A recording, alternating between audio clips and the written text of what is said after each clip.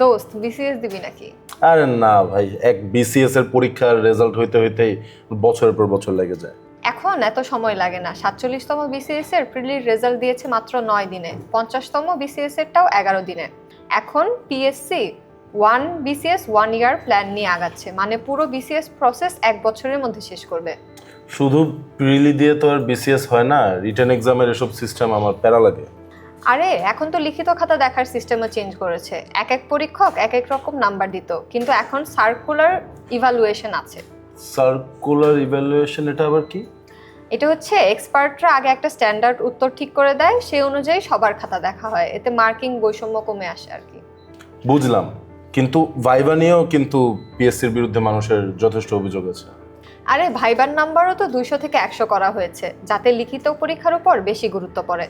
Viva বোর্ডে কে কেমন impression দিলে ওইটার উপর কম নির্ভর করে। এখন নাকি কম্পিটেন্সি বেসড ইন্টারভিউ আনছে, মানে কে আসলে নেতৃত্ব দিতে পারবে, ডিসিশন নিতে পারবে, এগুলো দেখবে।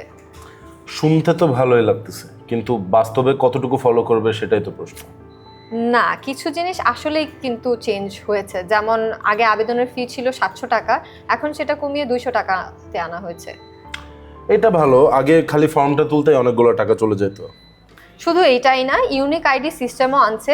একবার তথ্য দিলে বারবার পরীক্ষা দেওয়ার জন্য বা আবেদন করার জন্য সব ইনফরমেশন রিপিট করা লাগবে না। তোর একটা আলাদা আইডি নিজের ক্রিয়েট করা থাকবে। এইটাতে ভালোই ঝামেলা কমবে মনে হচ্ছে।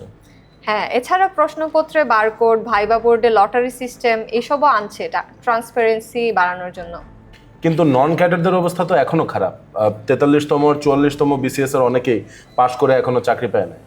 ওইটা সত্যি। আর পুলিশ ভেরিফিকেশনটাও আসলে সমস্যা। মানুষ তো এখন ভয় পায় যে রাজনৈতিক কারণে বাদ পড়ে যেতে পারে।